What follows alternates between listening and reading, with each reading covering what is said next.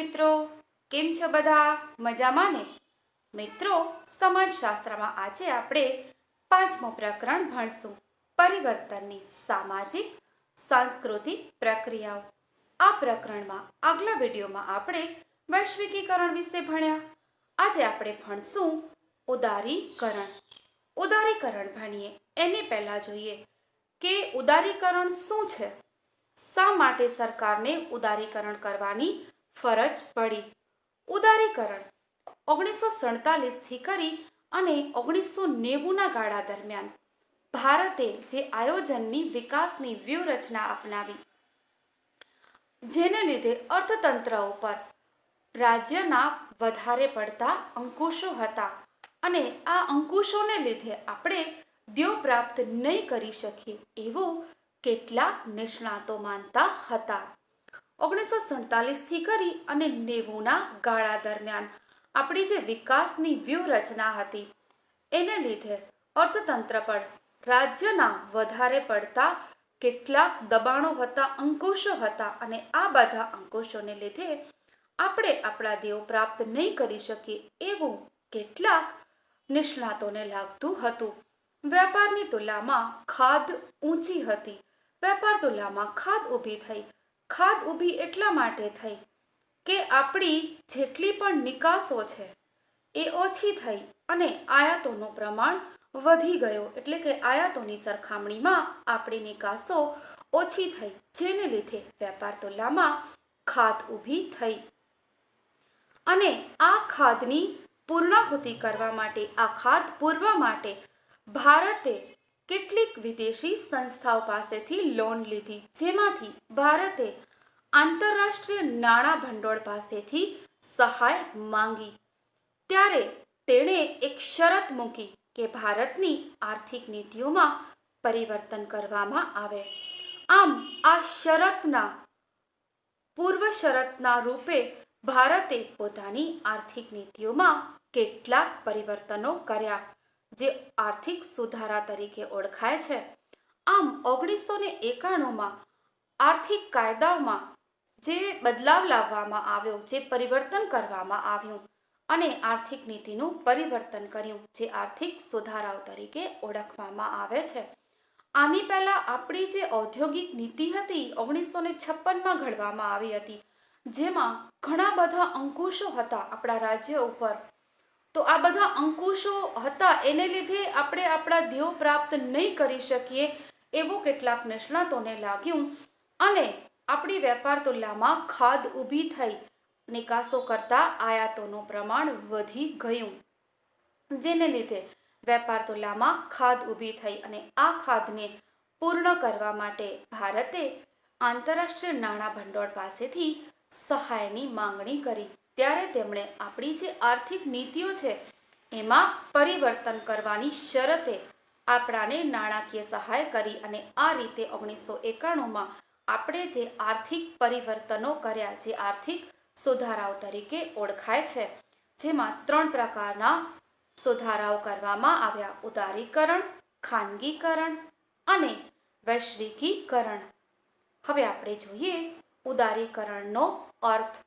વિભાગ સી 2 માર્ક્સમાં પણ પૂછી શકાય અને આખો પ્રશ્ન ઉદારીકરણનો અર્થ આપી એના લાભ અને ગેરલાભ જણાવો. આખો પ્રશ્ન વિભાગ ઈ 5 માર્ક્સમાં પૂછી શકાય. તો ચાલો જોઈએ ઉદારીકરણનો અર્થ. ઉદારીકરણ એટલે સરકારની ઉદ્યોગોની સ્થાપના અને વિકાસ અંગેની હસ્તક્ષેપ વગરની નીતિ. ઉદારીકરણ એટલે કે સરકારની ઉદ્યોગોની સ્થાપના અને વિકાસ અંગેની હસ્તક્ષેપ વગરની નીતિ. આમ ઉદારીકરણ આપણે કહીએ તો ઉદારીકરણ એટલે કે લોકોના આર્થિક વ્યવહારોમાં, લોકો જે આર્થિક વ્યવહારો કરે તો એ આર્થિક વ્યવહારોમાં સરકાર દ્વારા જે અંકુશો હતા એ અંકુશો, નિયંત્રણો માં ઘટાડો કરવામાં આવે, એ ઓછા કરવામાં આવે અને બજાર તંત્ર દ્વારા નિર્ણયો લેવાય તેવી વ્યવસ્થાને ઉદારીકરણ કહે છે. એટલે કે આપણા જે આર્થિક વ્યવહારો છે એમાં સરકાર દ્વારા પહેલા જે અંકુશો હતા, નિયંત્રણો હતા, એ દૂર કરવામાં આવે, એમાં ઘટાડો કરવામાં આવે અને બજાર તંત્ર દ્વારા નિર્ણયો લેવાય તો તેને ઉદારીકરણ કહેવામાં આવે છે. આમ ઉદારીકરણ એટલે કે ઉદ્યોગોની સ્થાપના અંગે અને વિકાસ અંગે સરકારની હસ્તક્ષેપ વગરની નીતિ, એટલે કે સરકાર કોઈ પણ પ્રકારની દખલગીરી ન કરે. ઉદારીકરણમાં સરકાર દ્વારા ઉદ્યોગોના ખાનગી ક્ષેત્રમાં વધુમાં વધુ પરવાના, મૂડીરોકાણ અને વધુ નફો મેળવવા માટે અનુકૂળતાઓ કરી આપવાની બાબતોનો સમાવેશ થાય છે. ઉદારીકરણ એ વૈશ્વિકીકરણની પ્રક્રિયાની પૂર્વ શરત રૂપે છે અને ઉદારીકરણ માટે ખાનગીકરણની પ્રક્રિયા પણ અનિવાર્ય છે.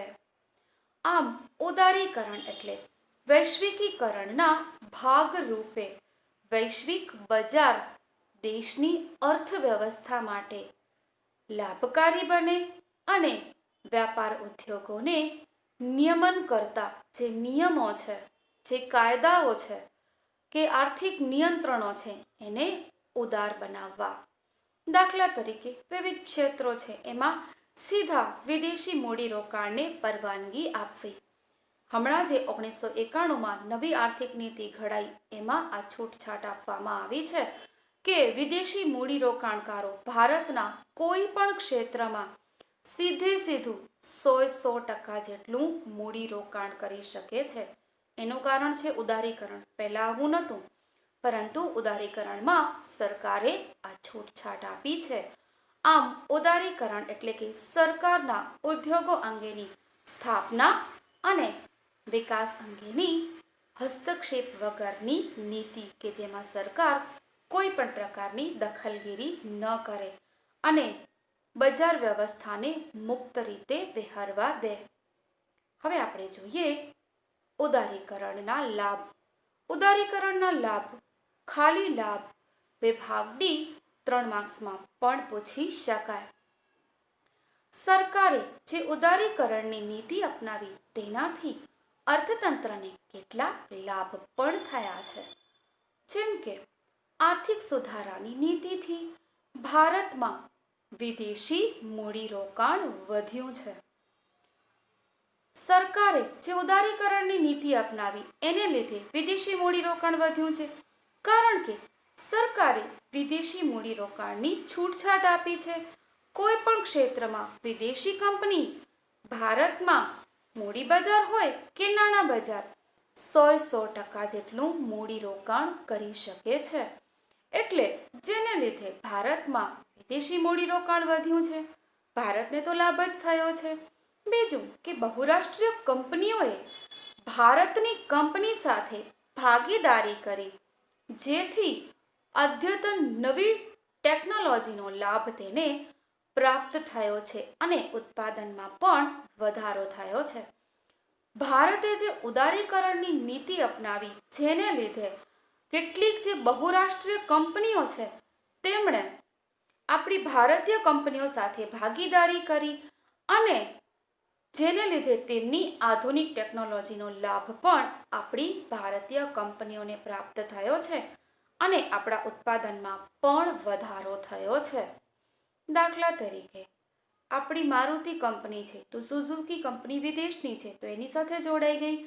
તેવી જ રીતે મેક્સ નામની કંપની એ આપણી ભારતની છે, એની સાથે વીમામાં મેક્સ ન્યુયોર્ક લાઈફ ઇન્સ્યોરન્સ પહેલાં અમેરિકાની ન્યુયોર્કની કંપની જોડાણી, અત્યારે બીજી કંપની છે. એવી જ રીતે વીમાના ધંધામાં બજાજ જે આપણી ભારતની કંપની છે એની સાથે આલિયાન્સ જે વિદેશી કંપની છે. આમ વિદેશી કંપનીઓએ બહુરાષ્ટ્રીય કંપનીઓએ ભારતની કંપની સાથે ભાગીદારીમાં જોડાઈ, જેને લીધે તેની આધુનિક ટેકનોલોજીનો લાભ આપણને મળ્યો અને સાથે સાથે ઉત્પાદનમાં પણ વધારો થયો છે. ગ્રાહકોને વ્યાજબી કિંમતે શ્રેષ્ઠ વસ્તુઓ પ્રાપ્ત થઈ છે. ગ્રાહકોને વ્યાજબી કિંમતે શ્રેષ્ઠ વસ્તુઓ પ્રાપ્ત થઈ છે કારણ કે વિદેશી કંપનીઓ આપણી સાથે જોડાય છે કે જેને લીધે ગ્રાહકોને સારી વસ્તુઓ સસ્તા દરે પ્રાપ્ત થઈ છે, કારણ કે ઉત્પાદનમાં પણ વધારો થયો છે. ખાનગીકરણ અને મુક્ત સ્પર્ધાને લીધે ઉત્પાદકો વ્યાજબી કિંમતે સારી ગુણવત્તાવાળી વસ્તુઓનો વેચાણ કરતા થયા છે. સરકારે ઉદારીકરણ કર્યું, સાથે સાથે ખાનગીકરણ પણ કર્યું. કેટલાક જાહેર ક્ષેત્રના ઉદ્યોગો ખાનગી વ્યક્તિઓને કે ખાનગી ક્ષેત્રને સોંપવામાં આવ્યા, જેને ખાનગીકરણ કહેવાય. તો સરકારે ખાનગીકરણ કર્યું છે અને સ્પર્ધા મુક્ત સ્પર્ધા કરી છે, જેને લીધે ઉત્પાદનમાં વધારો થયો છે અને ગ્રાહકોને સારી ગુણવત્તાવાળી વસ્તુઓ સસ્તા દરે પ્રાપ્ત થઈ છે. આર્થિક સુધારાઓને કારણે સ્પર્ધાઓ વધી છે, જેને લીધે ઉત્પાદકોને પોતાના ઉત્પાદનના સાધનો વધારવાની પણ ફરજ પડી છે. ઉત્પાદન વધારવું હોય તો ઉત્પાદનના સાધનોની જરૂર પડે છે અને આર્થિક સુધારાઓને લીધે જે મુક્ત સ્પર્ધાઓમાં વધારો થયો છે, જેને લીધે ઉત્પાદકોએ પોતાનું ઉત્પાદન વધારવા માટે ઉત્પાદનના સાધનોનું પ્રમાણ પણ વધ્યું છે, જેને લીધે અર્થતંત્રમાં રોજગારીના પ્રમાણમાં પણ વધારો થયો છે. વૈશ્વિક સ્પર્ધામાં ટકી રહેવા માટે ઉત્પાદકોએ જરૂરી સંચાલકીય ક્ષમતા વધારી છે અને મેનેજમેન્ટ ટેકનિકમાં સુધારાઓ કરવામાં આવ્યા છે. વિશ્વની સ્પર્ધામાં ટકી રહેવા માટે સરકારે ઉદારીકરણની સાથે સાથે વૈશ્વિકીકરણ પણ શરૂ કર્યું છે. એટલે કે વિદેશી કંપનીઓએ પણ આપણા દેશમાં મૂડીરોકાણ કર્યું છે. તો આ વૈશ્વિક સ્પર્ધામાં ટકી રહેવા માટે ઉત્પાદકોએ જરૂરી સંચાલકીય ક્ષમતાઓ વધારી અને મેનેજમેન્ટ ટેકનિકમાં સુધારાઓ પણ કરવામાં આવ્યા છે. આ વૈશ્વિક સ્પર્ધામાં ટકી રહેવા માટે શ્રમિકોને પણ આધુનિક તાલીમ લેવાની ફરજ પડી છે. ધિરાણ પરનો જે વ્યાજદર છે એમાં સરકારે ઘટાડો કર્યો છે, જેને લીધે ઉત્પાદન ખર્ચમાં પણ ઘટાડો થયો છે. ધિરાણ પરનો વ્યાજનો દર ઘટી જાય એટલે જે લોકો મૂડીરોકાણ કરે છે, સરકાર પાસેથી બેંક પાસેથી જે ધિરાણ લઈને મૂડીરોકાણ કરે છે, જો વ્યાજનો દર ઘટી ગયો તો એને ઉત્પાદન ખર્ચ ઘટશે અને ઉત્પાદન ખર્ચ ઘટશે એટલે વસ્તુઓની કિંમતમાં પણ ઘટાડો કરશે. તો આમ ઉત્પાદન ખર્ચમાં ઘટાડો થયો છે, જેને લીધે વસ્તુઓની કિંમતમાં પણ ઘટાડો થયો છે અને ગ્રાહકોને સારી વસ્તુઓ સસ્તા દરે પ્રાપ્ત પણ થઈ શકી છે. ઉદારીકરણને લીધે ટીવી ચેનલ, મોબાઈલ, ઇન્ટરનેટ કંપનીઓ અને ઓનલાઈન શોપિંગને પ્રોત્સાહન મળ્યું છે. ઉદારીકરણને લીધે જે ટીવી ચેનલ છે, મોબાઈલ છે અને ઇન્ટરનેટ કંપનીઓ ઓનલાઈન શોપિંગ જે આપણે અત્યારે મોટે ભાગે કરતા હોઈએ છીએ, એને પણ વધારે પ્રોત્સાહન મળ્યું છે, કારણ કે સરકારે ઉદારીકરણની નીતિ અપનાવી છે, ખાનગીકરણ કર્યું છે અને વૈશ્વિકીકરણની નીતિ અપનાવી છે, જેને લીધે આ બધા લાભ ગ્રાહકોને પ્રાપ્ત થઈ શક્યા છે. ઉદારીકરણ એ ઉપભોક્તાવાદને પ્રોત્સાહિત કર્યો અને બજાર નિર્ણાયક બની ગયા છે.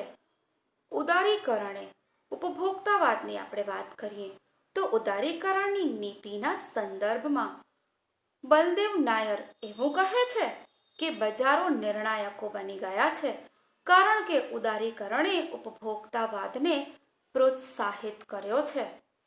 એટલે કે ઉપભોક્તાઓ એટલે કે ગ્રાહકો પ્રોત્સાહિત ક્યારે થાય કે જ્યારે તેને સારી વસ્તુ સસ્તા દરે પ્રાપ્ત થાય. તો આમ ઉદારીકરણે ઉપભોક્તાવાદને પ્રોત્સાહિત કર્યો છે કે જેને લીધે બજારો નિર્ણાયક બની ગઈ છે. ઉદારીકરણને લીધે લોકોની જીવનશૈલીમાં વપરાતી વસ્તુઓમાં ખૂબ મોટો બદલાવ પણ આવ્યો છે. હવે આપણે આપણી જીવન જરૂરી વસ્તુઓની સાથે સાથે મોજ શોખની વસ્તુઓ એટલે કે લક્ઝરીઝ વસ્તુઓના પ્રમાણમાં પણ આપણે વધારો કર્યો છે. આમ ઉદારીકરણને લીધે સામાજિક સાંસ્કૃતિક આદાન પ્રદાનમાં ગતિ પણ આવી છે. એટલે કે ઉદારીકરણને લીધે સામાજિક સાંસ્કૃતિક આદાન પ્રદાનમાં ગતિ પણ જોવા મળે છે. હવે જોઈએ ઉદારીકરણના ગેરલાભ. ઉદારીકરણથી ભારતને કેટલોક ફાયદો તો થયો જ છે, પરંતુ સાથે સાથે કેટલું નુકસાન પણ જોવા મળ્યું છે. જેમ કે ખાનગીકરણ અને ઉદારીકરણને કારણે રોજગારીની તકોમાં ઘટાડો થયો છે, બેરોજગારીનું પ્રમાણ વધ્યું છે. હવે આપણે એમ કેમ કહી શકીએ કે ખાનગીકરણ અને ઉદારીકરણને લીધે રોજગારીની તકોમાં ઘટાડો થયો છે અને બેરોજગારીનું પ્રમાણ વધ્યું છે? એનું કારણ એ છે કે સસ્તી કિંમતે આધુનિક ટેકનોલોજી પ્રાપ્ત થઈ છે, જેને લીધે જાહેર અને ખાનગી ક્ષેત્રોમાં રોજગારીની તકો ઘટી છે અને બેરોજગારીનું પ્રમાણ વધ્યું છે. દરેક વસ્તુ સસ્તા દરે પ્રાપ્ત થઈ વિદેશી કંપનીઓએ ભારતમાં મૂડીરોકાણ કર્યું, તો તેમની જે સસ્તી ટેકનોલોજી છે, આધુનિક ટેકનોલોજી, એ આપણાની સસ્તા દરે પ્રાપ્ત થઈ છે. તો જેને લીધે આપણી જે ભારતીય ઉદ્યોગો છે, વિદેશી ઉદ્યોગોની કંપનીઓએ વધુમાં વધુ ઉત્પાદન કર્યું છે અને ભારતમાં એનું વેચાણ કર્યું છે, જેને લીધે આપણા ઉત્પાદનમાં ઘટાડો થયો છે. અને ઉત્પાદન ઘટી જાય તો રોજગારીનું પ્રમાણ પણ ઘટી જાય, તો જેને લીધે રોજગારીના પ્રમાણમાં પણ ઘટાડો થયો છે અને બેરોજગારી જોવા મળે છે. કૃષિ ક્ષેત્રે ઉત્પાદન વૃદ્ધિનો દર ઘટ્યો છે.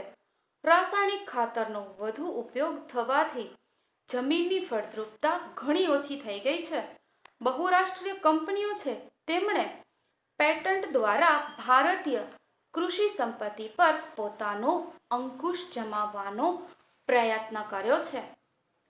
ઉદ્યોગોમાં તો ઉત્પાદનમાં ઘટાડો થયો જ છે, પરંતુ કૃષિ ક્ષેત્રે પણ ઉત્પાદનમાં નોંધપાત્ર ઘટાડો થયો છે.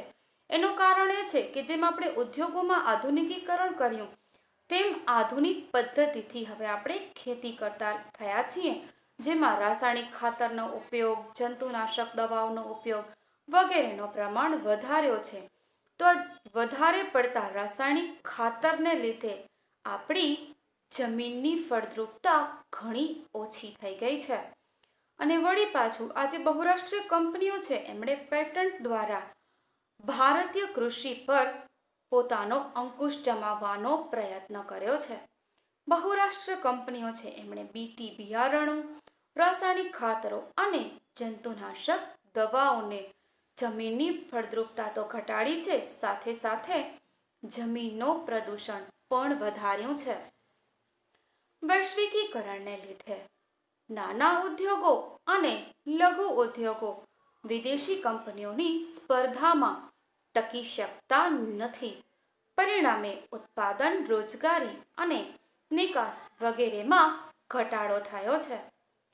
સરકારે ઉદારીકરણની નીતિ અપનાવી, ખાનગીકરણની નીતિ અપનાવી, સાથે સાથે વૈશ્વિકીકરણની નીતિ પણ અપનાવી, જેને લીધે આપણા ઉદ્યોગો હજી બેઠા થાય કે આગળ વધે એની પહેલાં જ આપણા ઉદ્યોગોને વિદેશીઓ સામે સ્પર્ધાઓ કરવાનો વારો આવ્યો. એટલે કે આપણા જે નાના ઉદ્યોગો છે, લઘુ ઉદ્યોગો છે, એ જે વૈશ્વિક સ્પર્ધા છે એની સામે ટકી શક્યા નહીં. એનું કારણ એ છે કે તેમની પાસે અદ્યતન ટેકનોલોજી છે, જેને લીધે ઉત્પાદન ખર્ચ ઓછું થાય છે અને જે વસ્તુ આપણે બનાવીએ છીએ સેમ વસ્તુ એ ઓછા ખર્ચે બનાવે છે અને નીચી કિંમતે વેચે છે. એટલે આપણા ઉદ્યોગો એની સામે ટકી શક્યા નહીં, જેને લીધે ઉત્પાદન ઘટ્યું, સાથે સાથે રોજગારી પણ ઘટી અને નિકાસમાં પણ ઘટાડો થયો છે. નિકાસો ઘટી, જેને લીધે આપણી વેપાર તુલામાં ખાધ પણ ઊભી થઈ છે. વિકસિત દેશો ઉદારીકરણના નામે પ્રદૂષણ વધારવા ત્રીજા વિશ્વના ઉદ્યોગોમાં ઊભા કરી અને પર્યાવરણમાં અસંતુલન ઊભું કર્યું છે. જે વિકસિત દેશો છે, એમણે ઉદારીકરણના નામે પ્રદૂષણ વધાર્યું છે. આપણા દેશમાં ઉદ્યોગો શરૂ કર્યા છે, પ્રદૂષણ વધાર્યું છે અને ભારત જેવા વિકસતા દેશોમાં પ્રદૂષણ, પર્યાવરણમાં અસંતુલન ઊભું પણ કર્યું છે. વૈશ્વિકીકરણની નીતિ અપનાવવાથી ભારતે વિશ્વ વ્યાપાર સંગઠનની શરતોનું પાલન કરવાની ફરજ પડી છે અને ભારતે આયાત જકાતો મોટા પ્રમાણમાં ઘટાડી છે, કે જેને લીધે આયાત અંગેના જે નિયમો છે એ વધુ ઉદાર બન્યા છે અને આયાતોમાં મોટા પાયે વૃદ્ધિ થઈ છે અને નિકાસનો વૃદ્ધિ દર પણ ખૂબ ઓછો રહ્યો છે. 1995થી ભારત વિશ્વ વ્યાપાર સંગઠન નામની સંસ્થાનો સભ્ય બન્યો છે, જે આખા વિશ્વમાં વ્યાપાર કરતી સૌથી મોટું એક સંગઠન છે. 1995થી ભારત એનો સભ્ય બન્યો છે, જેને લીધે એની શરતોનું પાલન કરવું પડે છે અને ભારતે આયાત જકાતોમાં કેટલીક છૂટછાટો આપી છે, આયાત જકાતો ઘટાડી છે, જેને લીધે આપણી આયાતો વધી ગઈ છે પણ નિકાસો એટલી વધી શકી નથી, એટલે કે એનો વૃદ્ધિ દરમાં ખૂબ ઓછો રહ્યો છે. ભારતીય નિકાસકારોને બાળમજૂરી, પર્યાવરણ લગેના કાયદાઓ વગેરેના અવરોધતા હોવાથી પણ નિકાસો ઓછી છે, જેને લીધે વેપાર તોલામાં ખાધ ઊભી થઈ છે. ભારતમાં કૃષિ, ઉદ્યોગ કે સેવા ક્ષેત્રની વસ્તુઓ કે યંત્ર સામગ્રીની આયાતો વધે છે, પરંતુ આર્થિક વિકાસને વેગ મળે એવી મોટા ભાગની ઉદ્યોગો માટે જરૂરી આયાતોનો પ્રમાણ વધ્યો નથી. ઉલટાનું મોજશોખની આયાતોનો પ્રમાણમાં વધારો થયો છે. બહુરાષ્ટ્રીય કંપનીઓએ આપણા ભારતમાં સસ્તા દરે જમીનો ખરીદી છે અને જમીનોને ઓછું વેતન ચૂકવે છે, શ્રમિકોને ઓછું વેતન ચૂકવે છે, કે જેને લીધે મોટા પાયા પર ઉત્પાદન કરે છે અને વેપાર વધારે છે અને જે નફો આવે છે એ પોતાના દેશમાં મોકલાવે છે, જેને લીધે આવકનું બહિર્ગમન થાય છે. બહિરાષ્ટ્રીય જે કંપનીઓ છે એણે સસ્તા દરે ભારતમાં જમીન ખરીદી, ત્યાં ઉત્પાદન વધાર્યું અને જે નફો મળ્યો એ પોતાના દેશમાં ગયો, એટલે આપણી ભારતની જે આવક છે એ વિદેશોમાં ચાલી ગઈ, જેનાથી પણ આપણા ભારતને ખૂબ મોટું નુકસાન થયું છે. આર્થિક સુધારાઓની નીતિના કારણે વિભિન્ન પ્રકારના પ્રત્યક્ષ અને પરોક્ષ કરમાં ઘટાડો કર્યો છે. પરિણામે સરકારની આવકમાં પણ ઘટાડો થયો છે. આર્થિક સુધારાની નીતિના કારણે સરકારે વિભિન્ન પ્રકારના જે ટેક્સ છે એમાં છૂટછાટ આપી છે, જેને લીધે સરકારની આવકમાં પણ ઘટાડો થયો છે.